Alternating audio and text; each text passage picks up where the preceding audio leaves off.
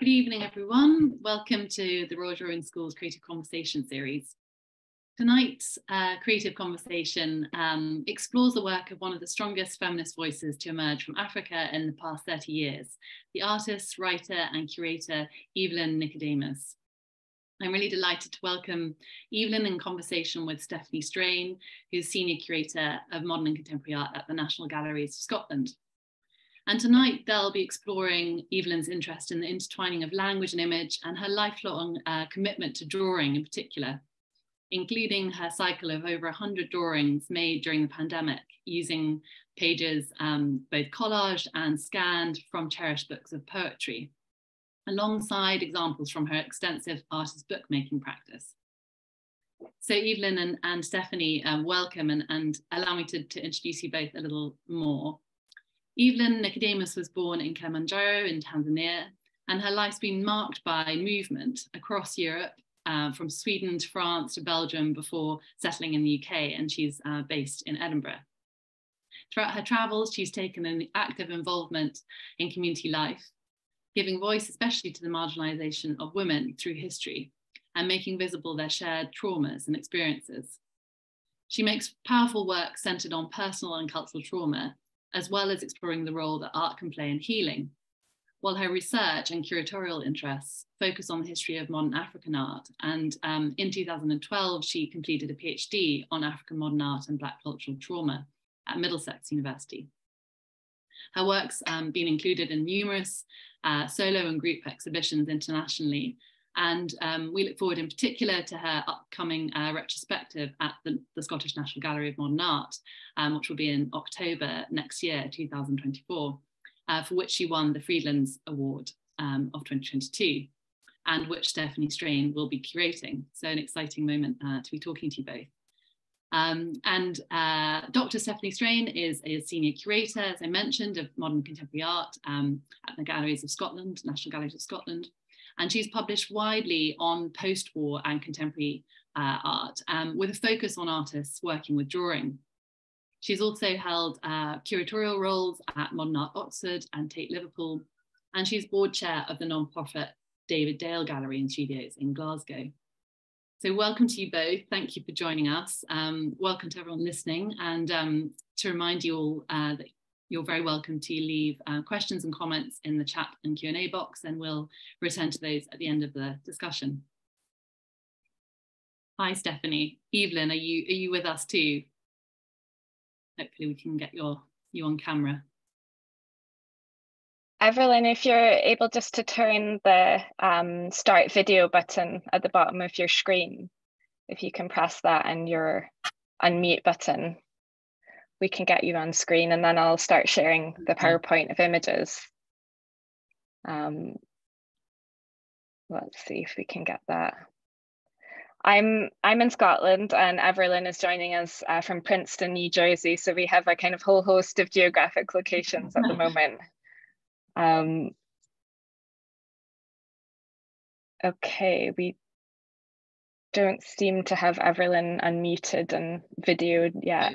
Rosie is able to invite Everlyn to unmute and turn the camera on. Hopefully that's happening in the wings.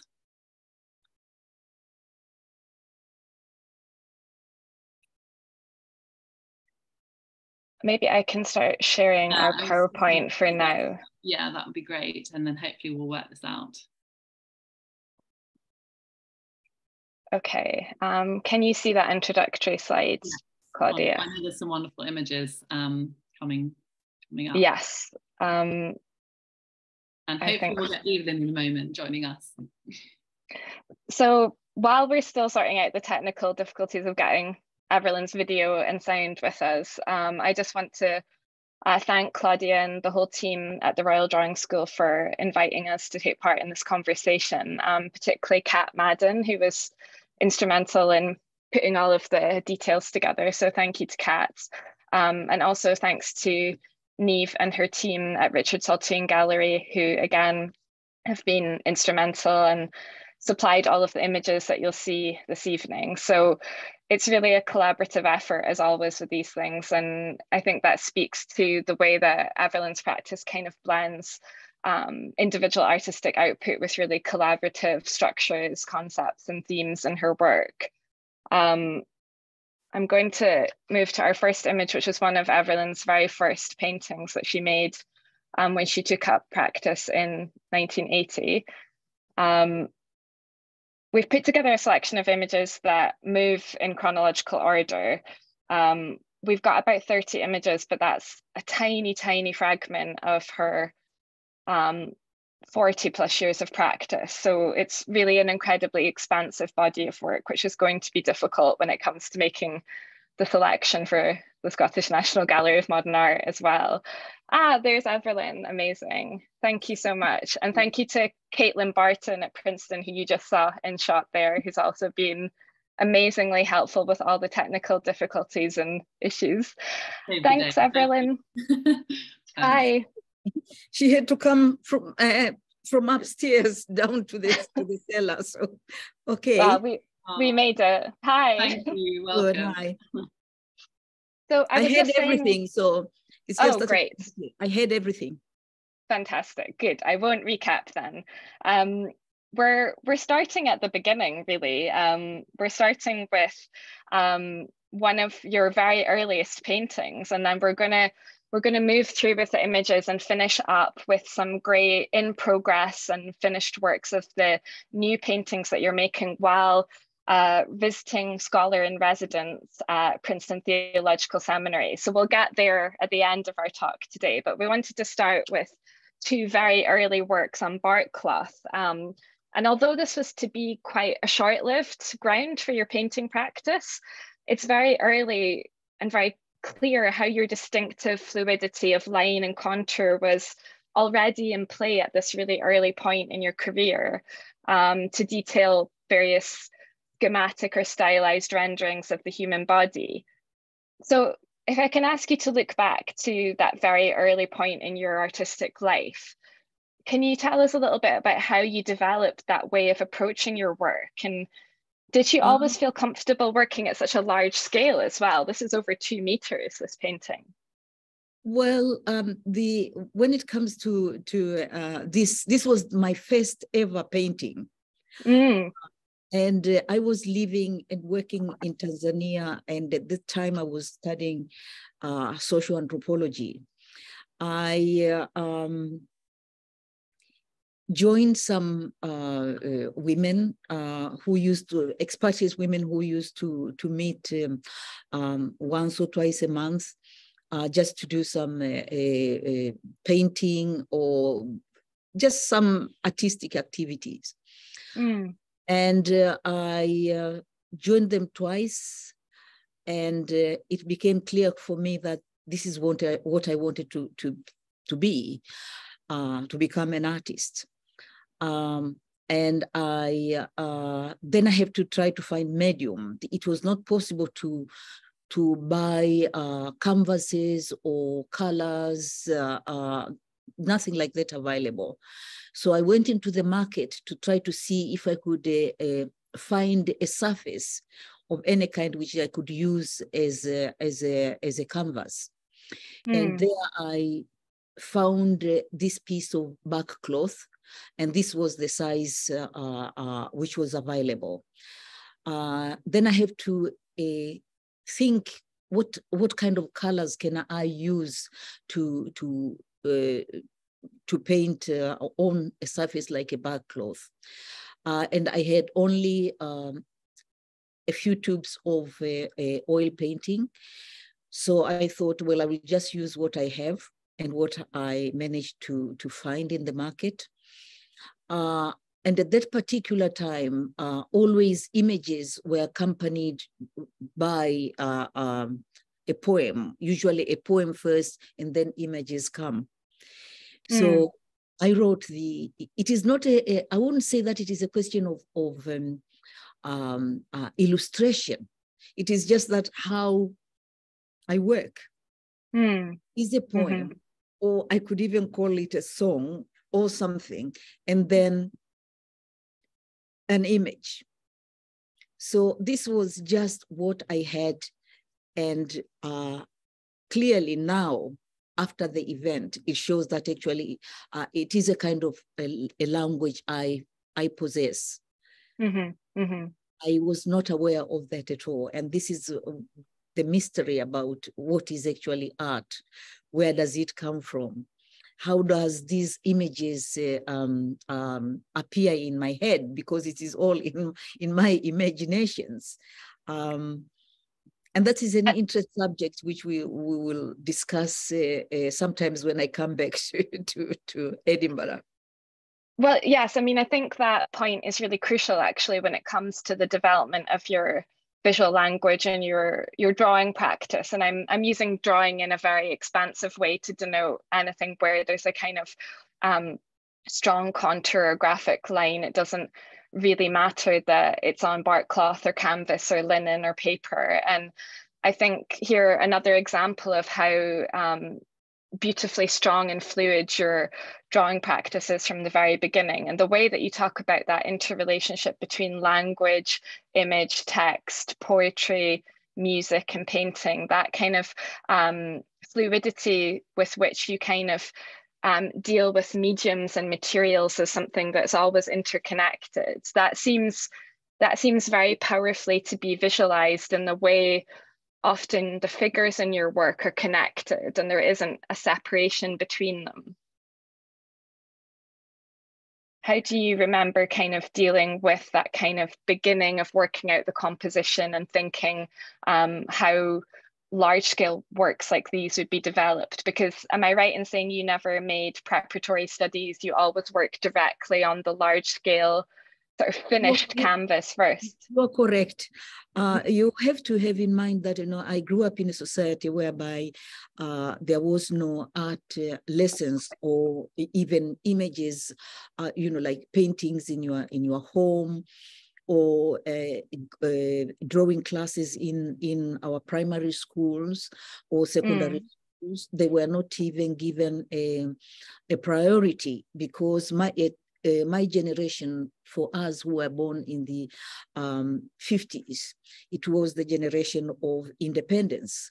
So there was very much emphasis of that what the nation needed for development. They needed engineers, they needed doctors, they needed nurses, they needed teachers, because a majority of the population was illiterate.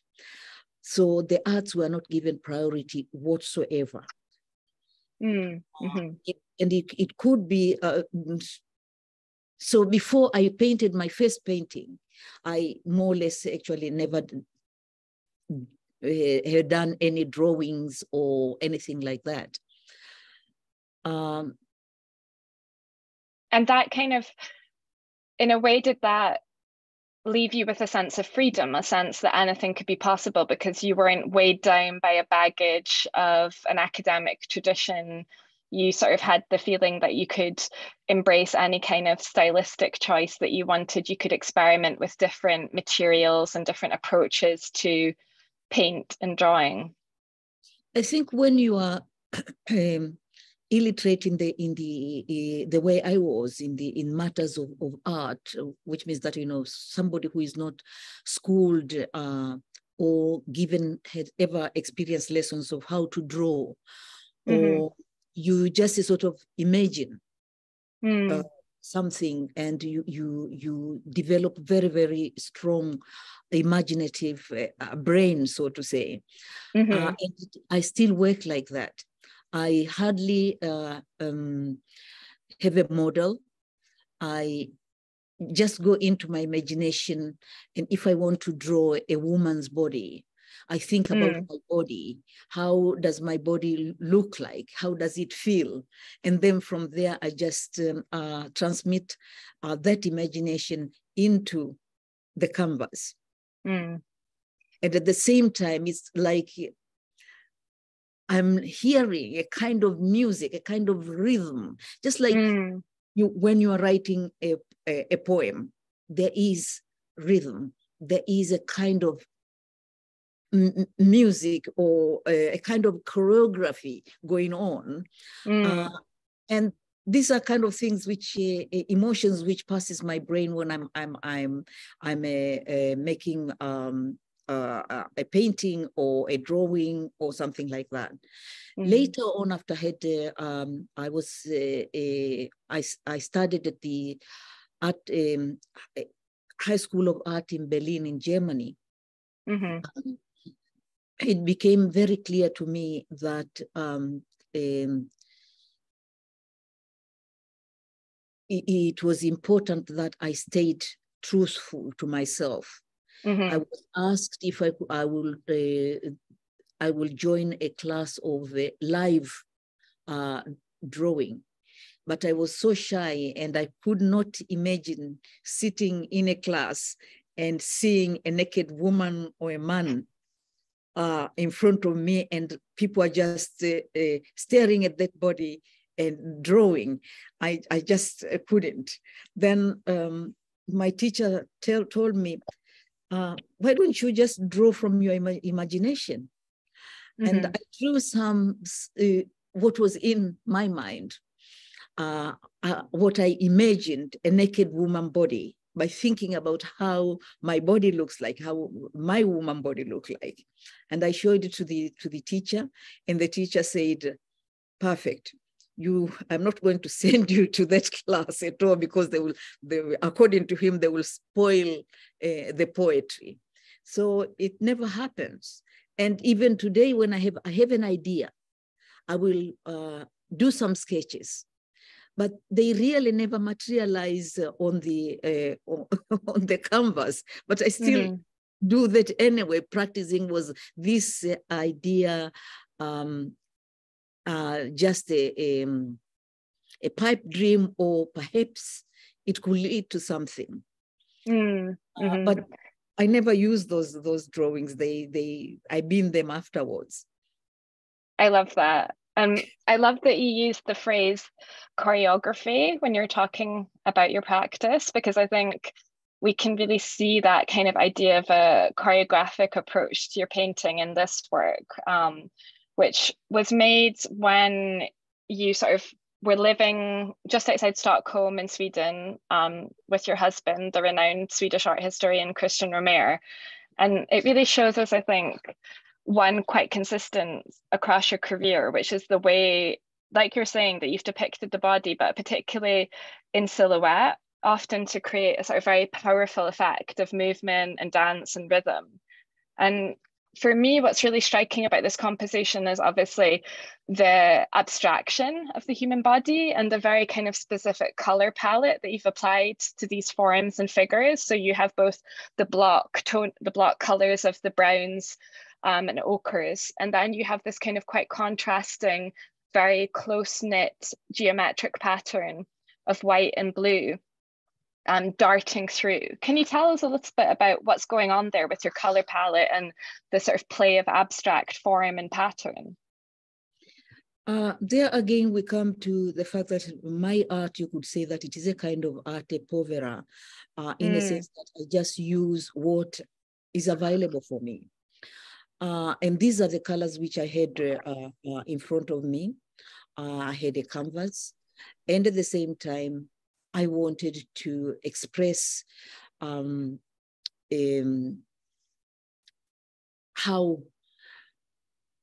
I interpret dance. Dance for me is like is freedom, when you can move your body and listening to music and shape it in different ways. Free your body from whatever. So this is what I was trying to depict, how I love dance, the rhythm of, and the body movements. I think if I was born in Europe, probably I would have liked to become a ballet dancer. I just love to see the movements of the body, the different emotions and poetry they depict. It's just, for me, it's just magic. So this is a kind of an expression of how I perceive and experience my body when I am dancing. I love that. Thank you so much. It is just freedom. And I think that's a word that keeps coming back again and again in different areas when we talk about your work. And I think people will see that as a really recurring motif in your practice. I'm mindful of time, so I want to keep us moving at a fairly brisk pace. So this is a very speedy sort of gallop through a very long and large body of work. But I wanted to spend some time talking about one of your really major projects or bodies of work, which is Women in the World. For those of you who don't know, this is a project that Everlyn embarked upon when she was basically on residency in 3 different locations, Skive in Denmark, Dar es Salaam in Tanzania, and Calcutta in India. So between the years 1984 and 86. And all of the works, all of the paintings and poems, as you were saying, kind of in both the medium of writing and painting, were produced following the conversations and dialogues she had with local women in those 3 locations. And this particular body of work is called The Silence. And at the time when you were working in Skive, you wrote that through the conversation, silence fell like a white thread. The silence of women beyond the male language. Now, I find it really interesting that you use the motif of the thread to emphasize this kind of persistent recurring of silence within what was obviously conversation and dialogue, and that there are places that language can't reach that sort of weave throughout our lives and we come to again and again. And it also resonates with the fact that this particular series of paintings were made or painted on 100-year-old linen weave canvas that you were given by an older Swedish woman. So there was this notion also of intergenerational and intercultural exchange that became foundational to this project. Can you tell us a little bit about that process? How did you translate this idea of conversation to then paintings you made on your own? My idea was, I was invited to Skive Museum to show my works. And I got the idea that I wanted to create new works for the people of Skive. And I was wondering if it was possible to to get inspired as an artist through mutual conversation. I, as an artist, telling the Skive women, sisters, that this is me, telling them about my life, my experience as a woman, and they told me theirs as well. So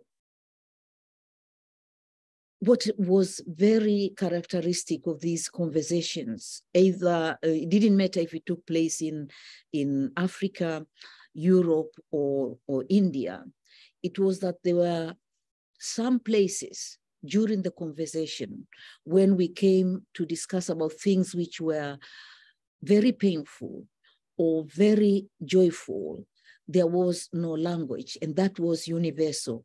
We just kind of fell silent, and we will say to each other, I know what you mean, but we didn't have words to it. Or we will cry together, and we had no words to that. And I wanted to paint this silence. How do you paint silence?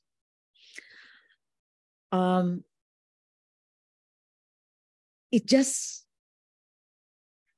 came to me that, you know, I was looking at these women, their body language. And these women, they came from different classes.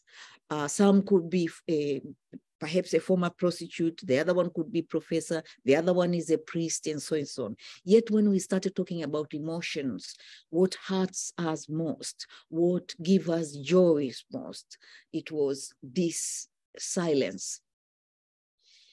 My articulation first was not in images, it was a poem started running in my head, which is called The Women's Silence. After I had managed to write down that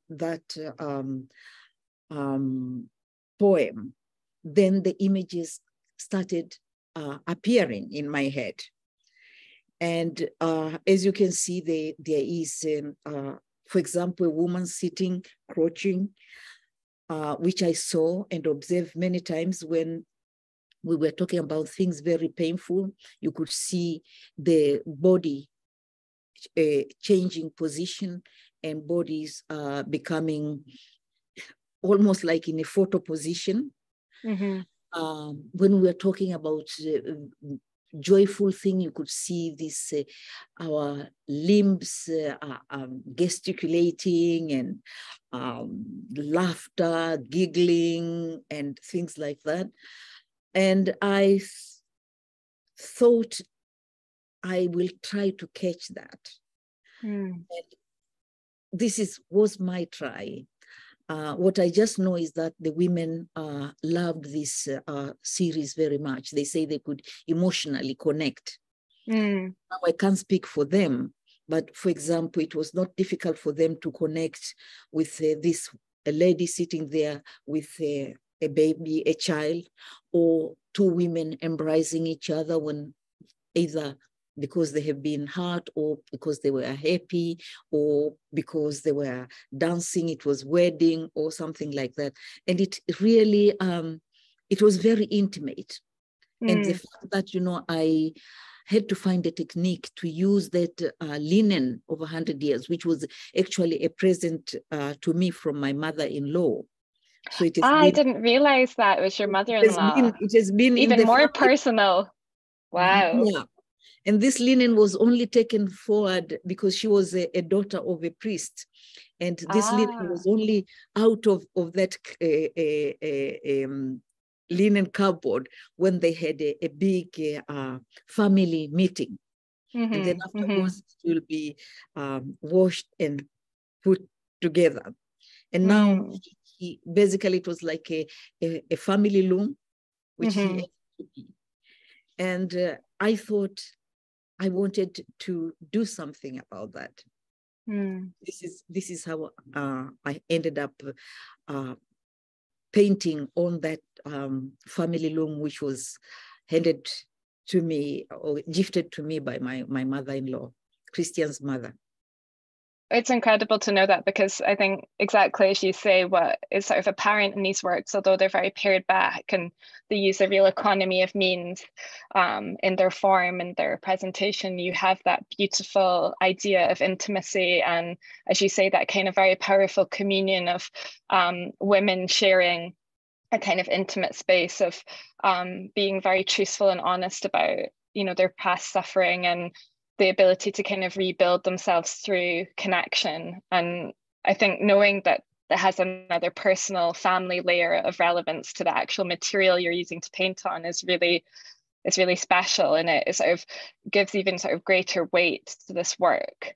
I'm going to be very brutal, Everlyn, and start moving quite quickly through the images we have. Otherwise, we won't get to the new work that you're currently painting. And I really want the audience to hear you talk about that. But I'm just showing some more works from Women in the World series, and just again to show the kind of the beautiful diversity in your approach to kind of line and color, and also the way that you apply abstraction to the human body, I think is really powerful.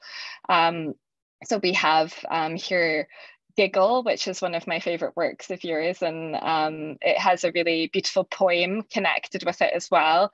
And Set Free, which is from the part of Women in the World that was made in Tanzania. I want to move on, though, to ask you about a slightly later work, which is from, again, a series of works that seem very kind of pared back, very minimal, very abstract. And it's a body of work where you're using this really beautiful fluid line of yours to contour and describe what you're specifically saying in the title to be sculptural forms. But they're undeniably a kind of very biomorphic reference in them. So again, we have this kind of blending of abstraction of the kind of language of visual art with the kind of pulsing presence of the body. Can you tell us a little bit about these works? I think there was when I was at Berlin High School of Art, my professor, Shinkichi Tajiri, a Japanese-American sculptor, he didn't paint, he did sculptures. And I found some of his works extremely sensual. I was thinking, like, when I did this, It's Wonderful to Be a Woman, it's, in fact, I believe that there is nothing as beautiful as a woman's body. All those God-given curves, and we are a beautiful sculpture. So it was just my kind of saying, now I have not learned how to do a sculpture, but perhaps I could draw a sculpture on the canvas. And I was just thinking about a woman's body, our body. And it is so, I don't know, I can't find words, but I did some few of those, just imagining a woman's body, and very polished, very... And it's interesting, this is coming out of a moment where you're essentially rejecting the kind of one version of traditional academic training, which is to say observational life drawing. So again, you're talking about like the sensuality of the female body, but it's also entirely a kind of either self-experiential or imaginative projection. So you're kind of curving or sculpting the bodily figure through line and paint alone. And so that's quite exciting in a way that is coming out of a tradition where you're actually saying no to life drawing and you're finding an alternative route, which, seems so fruitful in this case, to kind of draw on your imaginative resources as a visual artist rather than to follow a kind of observational tradition which wasn't actually needed or wanted. I think it is also a question about, I have always had difficulties with objectification. This is one of the reasons why I quit social anthropology, because I was not capable of thinking that these fellow humans are going to be my species, just like a butterfly or something. I function more or less the same way, that I have difficulties I have a feeling that I don't want to exploit someone or objectification of a fellow human or something. But then at the same time, I own my body. So why do I have to go and see somebody else's breast when I can just touch mine or watch them in a mirror and learn from that, from my own. And this is how it is works. There is no kind of moralization or something. It's just something which, a tradition which was not passed to me when I was growing up in Kilimanjaro. Thanks for mentioning that. I think it's a really crucial point. We didn't say at the start that, your first degree, what you embarked upon when you were just leaving school, was to study social anthropology, as you say, rather than fine art or art history. And that was something that you rejected due to the methodologies and, as you say, the problematic objectification of other human beings. And I think that really sets the tone for how you approach your artistic practice afterwards, which is to say, replace objectification with a model or a sort of strategy of empathy, and empathy towards others and also yourself. So thank you for mentioning that. I think that's a really crucial point.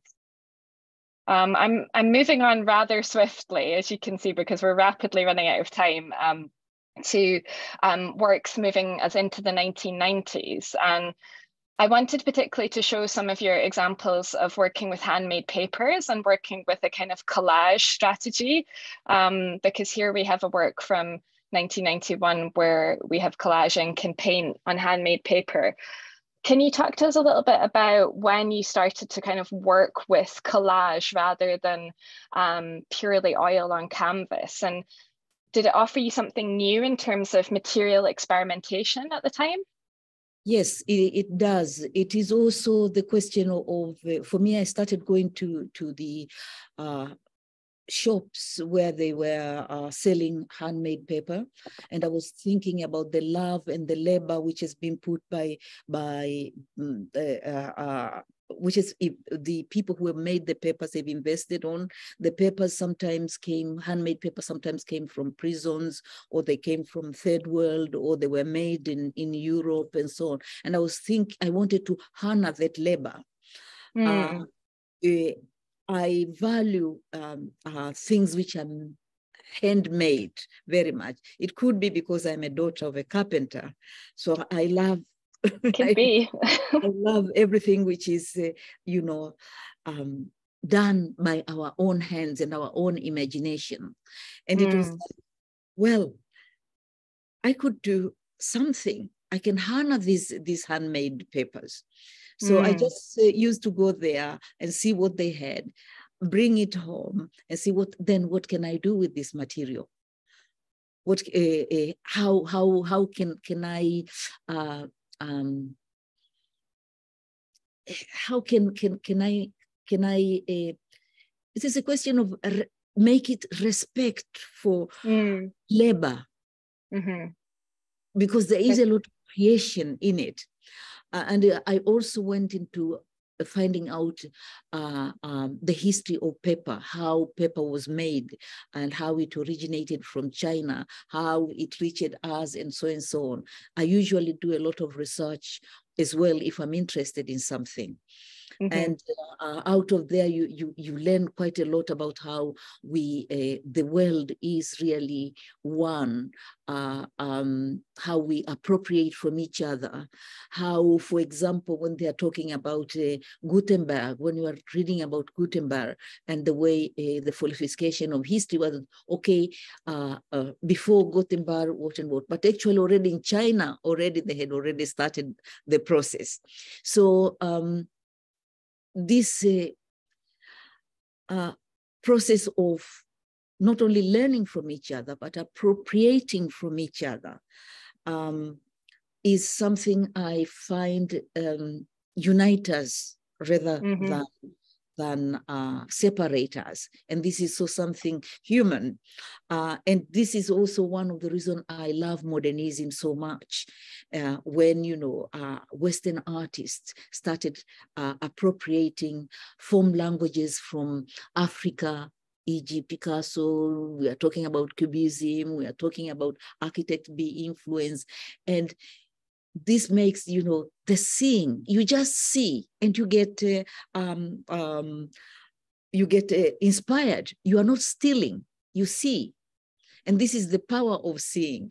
And this, I just, I love that. I love this, the fact that when we see something, we can be inspired to create something new out of it, or just copy it, etc. The power of mutual appropriation, recycling, reuse. And so I've shown some more examples of your collages, but I also wanted to just hint at another vast, really significant body of work of yours, which is The Wedding, which is a series of more than 70 canvases. And I'm showing one of the triptychs, which kind of come towards the end of the cycle of paintings. You can see this is titled The Wedding 75. I wanted to show this work in particular because of the really powerful use of the handprint motif, so sort of directly imprinting and indexical marks, evidence of direct contact, of bodily trace and material connection of you as the maker onto the painted surface. Now, given that The Wedding has a kind of very complex depiction of architectural spaces and human bodies, without us being able to talk about the detail and the kind of very personal significance of a lot of that imagery. Could you maybe tell us a little bit about what led you to introduce the handprint and how that sort of began to factor in at this point in the series? The handprint is actually my own hands. I had, at that time, I didn't know about, I was not diagnosed yet with PTSD, but I had a total breakdown, which resulted in a post-traumatic stress disorder. And for me, I put those prints as a sign of I'm still alive. I'm still alive. This is like what we do with our thumbs. I mean, it is, so it was me wanting to signify and to prove to myself that despite the traumatic experience I had, I was still able to identify my humanity in me, that despite the brutalization of what happened, I was still human. So the only way for me was to put the stamps of my own hands climbing out of the darkness and pain of trauma. It's a series which, as far as I'm concerned, signifies art as healing. For me, creating art has been the most important thing which ever happened to me. It has kept me sane. It has helped me to contextualize things, to reason, to art is beyond beauty. It's, as far as I'm concerned, a very strong healing process. This is how I came out of the trauma experience, and by painting the wedding, which actually should have had another title, because I almost died during this experience. It was coming back to life and conquering life again through art. It's a little bit too emotional to go into it, but art heals.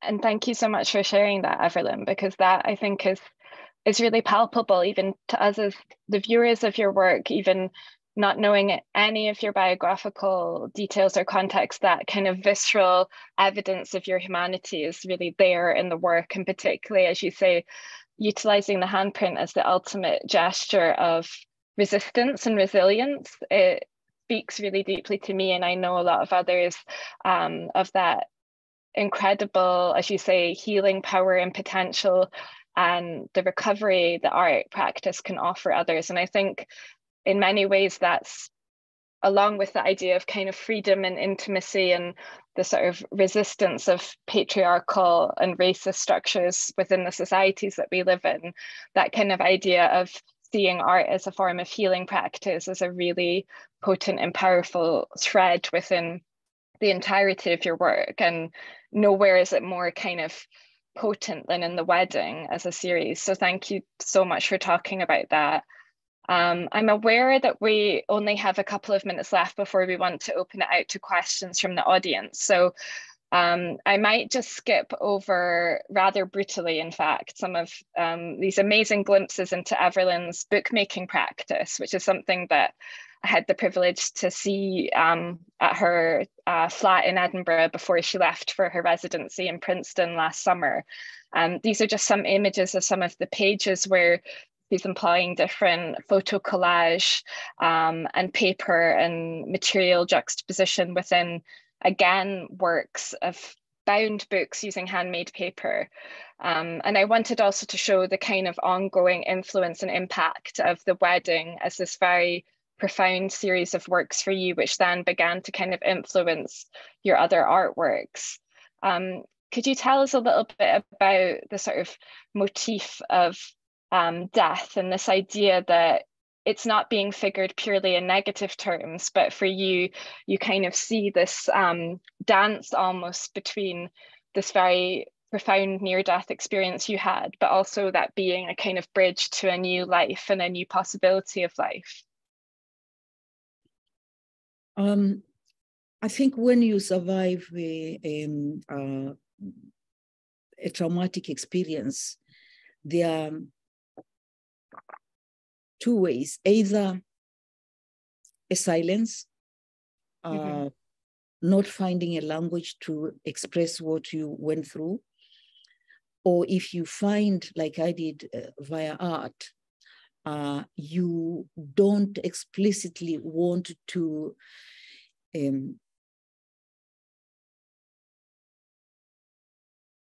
bother people with your pain or what you went through. We can, I work with my thesis on art and trauma. I studied a lot of literature on the survivors of the Holocaust. And what was very clear is that very few of the survivors were able to articulate the horrors they witnessed. It was silence most of the time. And especially when it comes, there were some few writers like Primo Levi who were able to articulate that experience, but at the same time, you can see that their language is traumatized and it is a new language. But there wasn't people draw a depiction of what they went through visually, you know. What do you depict in a concentration camp? There is not much in there. But my experience was not that extreme, but it was a traumatic experience which reminded me that life and death are actually very intertwined, and your life can just be snapped away very quickly.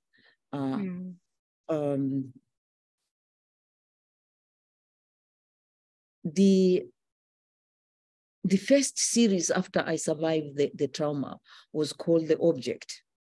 We didn't go into that one. And that has followed me actually because as a survivor of trauma, you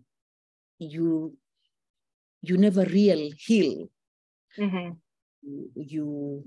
You survive and you try to make your life as comfortable as possible within that trauma experience. And it has followed me. After my husband died, how do I work with the grief? It took several years until 2018. He died 2015. Took me up to 218 to be able to, image-wise, produce The Widow and the Shadow, the new me, when your husband or your life partner has departed. How do you depict grief, loss? And this powerful sense of kind of working through that grief, not trying to deny it, not trying to displace it, but to work through it and to process that through your drawing practice in particular, in these very, very powerful pencil and charcoal studies. We've got different versions of them. You've made different iterations of the same series, one where it's the widow and the shadow, then the shadow and the widow, and there's this kind of cumulative effect, this sort of power in repetition, that when we move into your more recent work from the last couple of years, you can begin to see that silhouette take on a kind of more joyful again, dancing form, the return to the kind of energy and movement that we have in your Baudelaire and Rimbaud series, and finally the works that you're making in Princeton. And I wanted to kind of bring us to that point and to share the works that you're making right at this moment on residency, because I know we want to finish to invite questions from the audience now, but I think to see that very powerful trajectory in your work and to see the kind of productive way in which art has created a space of healing and a form of kind of relief and material joy and recovery is incredibly inspiring, Everlyn. So thank you so much for sharing that with us tonight. You're welcome. I don't know, my English is not English really. It is a kind of English, because most of the time what we spoke, me and my husband, we speak Swedish with each other all the time. Mm-hmm. So I mean, all the time when I'm speaking English, I'm speaking in English in translation. So I'm sorry if I didn't articulate myself. You are incredibly fluent and fluid in English in a way that I aspire to, so you do not need to apologize whatsoever. But thank you again for being so profoundly generous in the way that you share your practice. Claudia, I know I went over a little bit, but should I stop sharing the screen now? That's wonderful. I mean, you can keep the images up. It's so wonderful to have them there.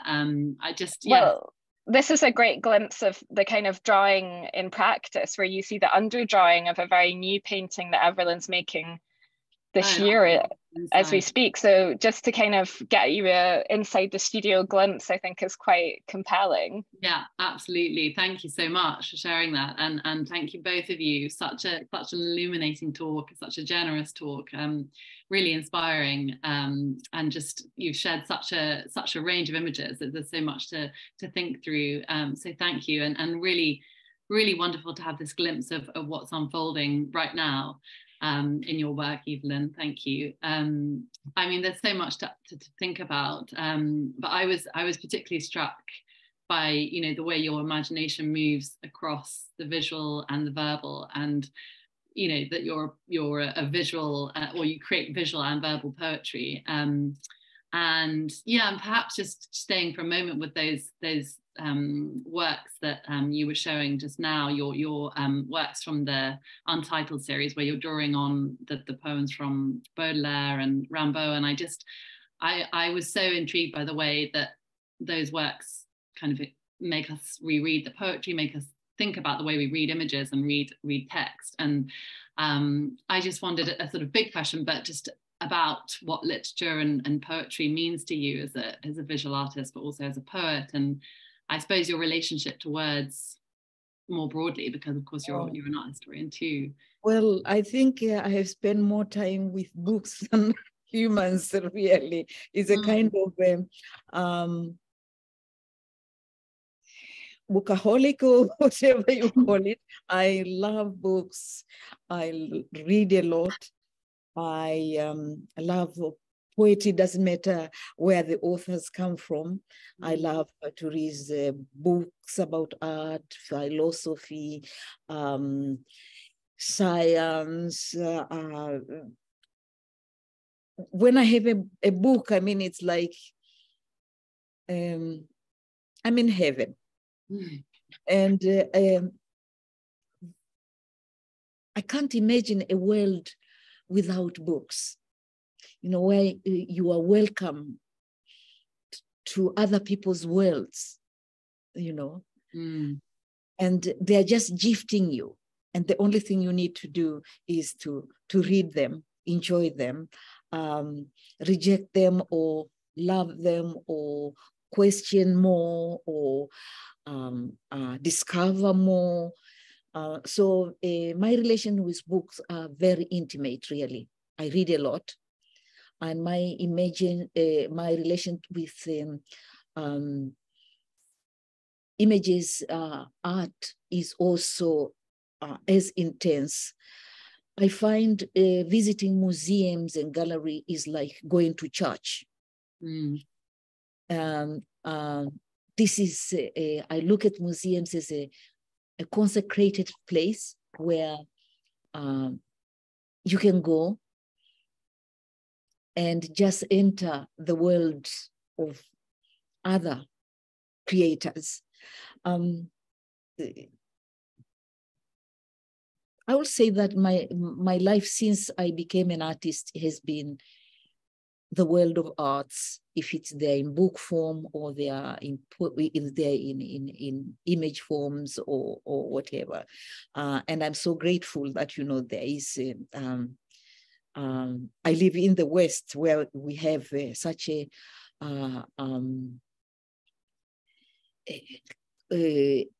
such fantastic libraries and so forth. When I was growing up in Kilimanjaro, we didn't have that luxury at all. So when I came to Europe, the first thing was, what? Going to a library and see all those books. It was like, I have ended up in the best candy shop. I do not think people are aware what a gift it is to live in a society whereby you have libraries, you have museums, you have art galleries, and they are free and you can go to.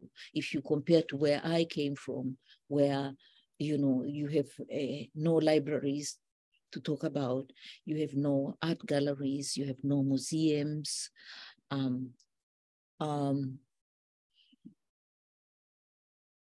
This is something we should absolutely treasure much more. Absolutely, yes. They're so precious and under threat as well. I think that's the terrifying thing. Yes, and of course the way that books and museums give us that insight into other people's minds and imaginaries. Thank you. Yes, and I mean, I wondered even the process of making those works on paper. You know, the process of reading and extracting the certain pages that you chose, and how you went about the process, yeah, of making them. Yes, I think reading and a creation of new works go hand in hand. You know, you function, at least I function like an archaeologist. When I read something, then it leads to something even more reading. So you continue digging and digging another you know, excavate new knowledge. And there's so much joy in that. And also at the same time, so much challenge, because not everything you read is beautiful. There's a lot of terrible facts about humanity, which sometimes really makes you want to close your eyes and not read it. But then you say, okay, this is what humanity is about, very ugly and very pretty at the same time. So I must just continue reading it and so on. This is me. Yes, and that metaphor of kind of the archaeology or excavation applies to trauma too, doesn't it? And to healing. It's yeah, interesting. Yes. And is that sort of that layering and does that apply to the way that you go about your research as an art historian too? Because we were talking sort of prior to the conversation, you know, about your work as an art historian too, and how that influences or informs your practice as an artist. Yes. It is more or less the same thing. I had a conversation with a friend of mine, Professor Elaine O'Brien, who teaches art history at Sacramento State University in California. And she told me that there was a problem. She faces a problem at her class that at least 50% or over 50% of the students didn't come from a European background. They were of Latino or African-American, African, Asian origin. And the kind of syllabus she was having was, it was very Euro-American centric. That's how art history has been written. And I told her, you know, we can complain, but I don't think we shouldn't wait for that. Let us do something about it. I will do the African section. So I did the African section on this Imagine textbook. And then because she was lucky, she has students. So I told her to try the African section on the students. If the students like it, that means we are on something. So she tried that section on African art history, which of course I have just cobbled together here and there. And it worked. Then I said, okay, good. If the students like it, then let us see if we can get colleagues who will do the Asian section, and then we will somebody doing the Latin American section. And out of that, actually, we got the first textbook of its kind, Modern Art in Africa, Asia, and Latin America, an introduction to global modernisms, which means that it is a complementary when she's teaching her art history now. It is more a holistic modern art history rather than just about European and American artists. I think it is still one of its kind, and we all worked for free. Knowledge for me is sacred. And if the knowledge isn't there, then you create it. There's something which Toni Morrison said, which absolutely has inspired me. So if there is a book you want to read and you can't find it, then write it. Yeah.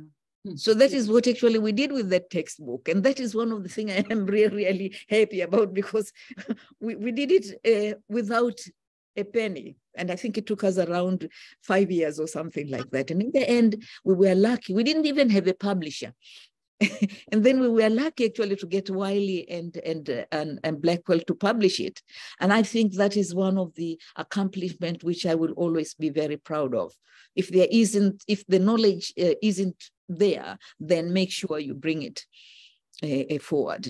And now we can see the changes. Nobody is questioning about, does African modern art exist? When I started writing about modern African art, there were still questions, art historians were still questioning if there's modern art at all in Africa, which has been there for over 100 years. So since they were questioning, I didn't wait till somebody did the job. It was just for me to do research and then write it. That's very inspiring. Thank you. Thank you. And I was thinking, about how you must have drawn on so many different visual sources, living in different parts of the world, having residencies in different parts of the world, and the way that when you were describing your project on silence and your work titled Silence, and how you were in conversation, these sort of really intimate conversations that you were having with different people. That was really. I think really I'm really I've been very lucky, in the sense of living in different countries, different cultures, learning from them, reading their literature, eating their food, and the world become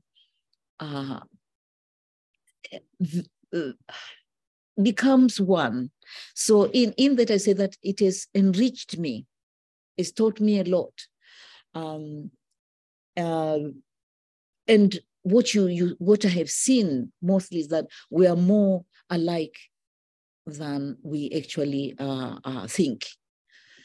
And that has been very helpful in relation with, when you face racism, you are capable of saying, you know what, that's your problem, and move on.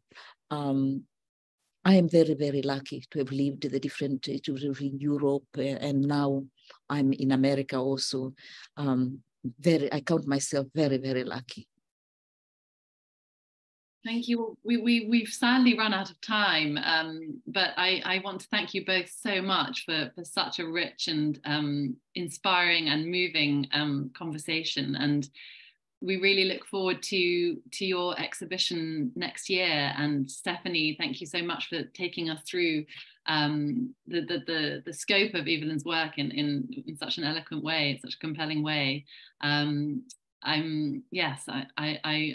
very much look forward to that exhibition. I'm sure we all do. So thank you once again. Thank you to everyone listening too. See you. I'm coming home soon. Great. See you in Edinburgh. Thank you so much. Thanks, Everlyn, and thank you, Claudia. Thank you. Good night, everyone. Thank you.